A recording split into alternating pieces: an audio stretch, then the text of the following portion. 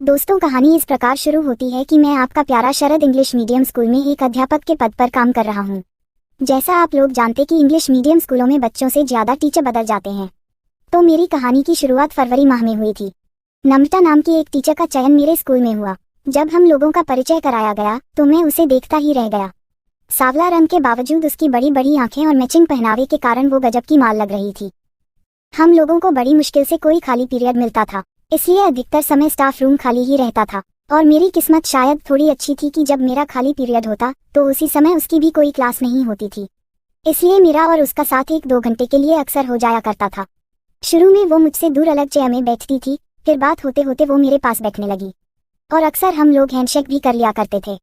3 महीना बीतने को हो रहा था और हम लोग एक दूसरे से ज्यादा घुल मिल चुके थे। हमारे बीच में सामान्यत उसके और उसके हस्बैंड के बीच की बातें उसके बच्चे के बारे में होती थीं। इसी तरह मैंने भी अपने बारे में थोड़ा बहुत राज उसके सामने खोलने शुरू कर दिया था। अब हमारे बीच हंसी मजाक भी शुरू हो चुका था, लेकिन अंतरंग बातें न तो उसने मुझे बताई और न ही मैंने। हालांकि मैंने एक आकर्षण सा महसूस करना शुरू कर दिया था, तब भी अभी तक मुझे ऐसा कहीं से नहीं लगा कि कभी मुझे उसके साथ अंतरंगता का मौका मिल जाएगा। पर शायद ऊपर वाले को कुछ और ही मंजूर था। एक दिन वो क्लास से थोड़ी जल्दी आ गई और मेरे बगल में आकर बैठ गई। उसके चेहरे से एक दर्द सा झलक रहा था। उसका दर्द देखकर मैंने उससे यूं ही कह दिया, अगर कहो तो मैं कुछ करूं। उसने मेरी तरफ देखा और बोली, मुझे पीरियड्स हो रहे हैं और यह कमर का दर्द इसलिए हो रहा है। ओह, मैं कहकर मैं चुप हो गया, जबकि नम्रता लगातार अपनी कमर को दबाए जा रही थी। मैंने एक बार फिर ऑफर दिया तो थोड़ा झुंझलाकर बोली, अरे मुझे पीरियड्स हो रहे हैं तो उसमें आप क्या करेंगे। मैंने सॉरी बोला और किनारे बैठ गया। थोड़ी देर बाद उसने भी मुझे सॉरी बोला और बोली, मैं घर जाना चाहती हूँ। मैंने उसे छोड़ने का ऑफर दिया, उसने थैंक्स कहा और चली गई। 3-4 दिन तक नम्रता के दर्शन नहीं हुए। पता चला कि उसकी तबीयत कुछ ज्यादा खराब हो गई थी। 5वें दिन चहकते हुए और मुस्कुराते हुए चेहरे के साथ नम्रता दिखाई दी।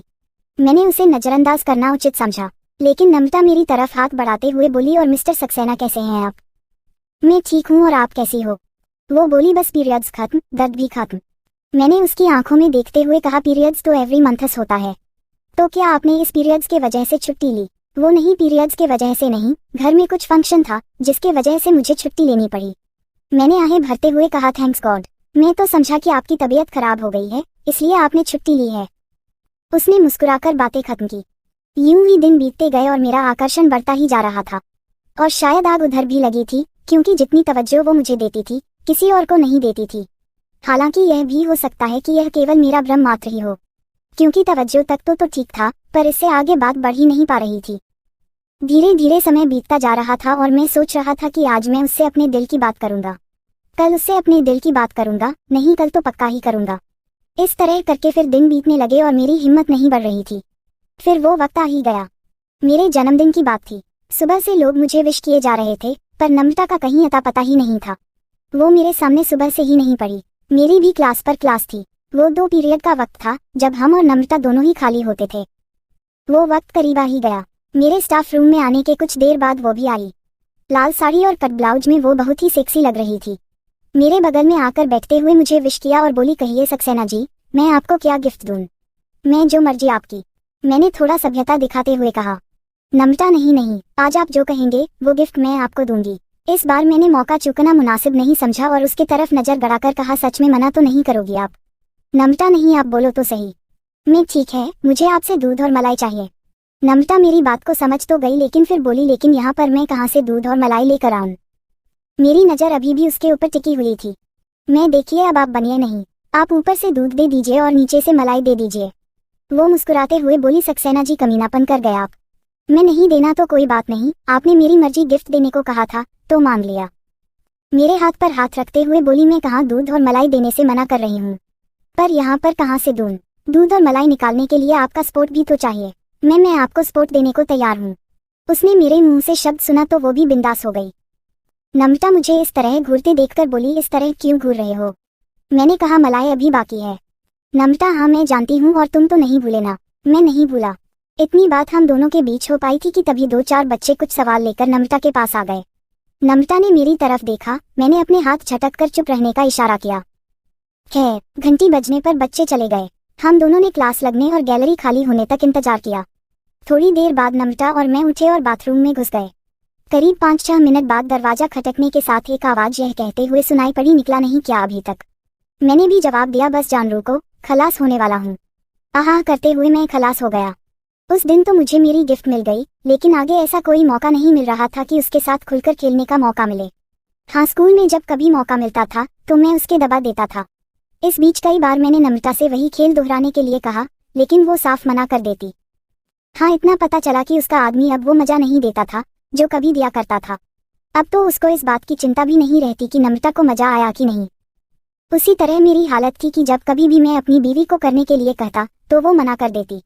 इस तरह की बातें हम दोनों ने एक दूसरे को बता दी थी। एक दिन स्कूल में मैं इसी तरह उसके विषय में सोचते हुए कि अगर मुझे उसका साथ मिले तो मैं उसके साथ क्या क्या करूंगा, मैं दिन के सपने में खो गया। तभी मेरे कमर में हल्की से चिकोटी काटने का एहसास हुआ तो मैं सकपका कर देखने लगा। नम्रता ने मुझे चिकोटी काटी थी। मेरे इस तरह सकपका कर देखने से वो बोली, जनाब कहाँ खो गए थे आप? मैं सच कहूँ तो आपकी याद में खो गया था। वो मुस्कुरा दी। मैं अपनी बातें आगे बढ़ाते हुए बोला, अच्छा एक बात बताइए, यदि कभी गलती से मुझे आपका साथ मिल जाए तो क्या करेगी आप? नम्रता, अपनी अधूरी इच्छा पूरी करूंगी। मैंने पूछा, कैसी अधूरी इच्छा? तो नम्रता बोली, जो मैं चाहती थी वो मैंने अपने पति से बोला, लेकिन वो माने नहीं। 2-3 बार कहने के बाद भी एक दिन उन्होंने मुझे झिड़क दिया और बोले कि यह तुम्हारे ऊपर शोभा नहीं देता। तब से फिर मैंने उन्हें अपनी इच्छा नहीं बताई। मैं चलिए तो फिर आप मुझे अपनी इच्छा बता दो, हो सकता है कि आपकी इच्छा पूरी करने में मैं आपका साथ दे दूं। नम्रता, वो कैसे? मैं जब भी आप कहें। नम्रता, ठीक है, देखते हैं ऊपर वाला मेरी इच्छा कब पूरी करता है। मैंने कहा, वो तो पूरी हो ही जाएगी, लेकिन आपने यह बताया नहीं कि आपकी अपने पति से क्या पाने की इच्छा थी जो वो करने को नहीं तैयार था। नम्रता, पता नहीं मेरे बारे में आप क्या सोचेंगे। मैं उसके मामले में मैं बिंदास हूँ वैसे भी। नम्रता, मैं भी। मैं अपनी इच्छाएं बाहर ही पूरी करता हूँ, क्योंकि मुझे लगता है कि मियाँ बीवी का रिश्ता भी एक मर्यादित होता है, उसमें बहुत ज्यादा खुला नहीं जा सकता है। मैं ये सब उसको बहलाने के लिए बोल रहा था। मैं आगे बोला, मैंने भी कई बार अपनी बीवी के साथ कुछ अलग करने की कोशिश की, लेकिन उसने भी सिरे से नकार दिया। इसलिए आप ये मत सोचिए कि मैं आपके बारे में क्या सोचूंगा। मैंने उसके हाथ को दबाते हुए कहा, अब आप बताइए। थोड़ी देर चुप रहने के बाद और मेरे द्वारा 2-3 बार हाथ दबाने के बाद उसने बोलना शुरू किया, नम्रता यार, जिस तरह BF मूवी में मर्द औरत करते हैं वैसे ही मैं भी चाहती हूँ। मैंने घड़ी की तरफ देखा, क्लास में जाने के लिए अभी भी 20-25 मिनट बाकी थे। मुझे उसके मुंह से खुलकर सुनना था, तो मैंने उसके हाथ को दबाकर उसकी आंखों में आंख डालकर देखते हुए कहा, मेरी जान, मुझे तुम्हारे मुंह से खुलकर सुनना है कि तुम क्या चाहती हो। नम्रता अपनी मलाई खिलाए और मेरी मलाई चाटे। इस बारे में कई बार मैंने उससे कहा। पहले तो वो यह कहकर टाल रहा था कि घर में यह सब अच्छा नहीं लगता, तो मैं बोली कि 2-3 दिन के लिए कहीं बाहर चलते हैं जहां सिर्फ मैं और वो हों, लेकिन वो नहीं माने। फिर मेरी तरफ देखकर बोली, बस इसी तरह का मजा जहां पर उत्तेजना भी हो और डर भी हो, ऐसा ही मजा चाहती हूँ।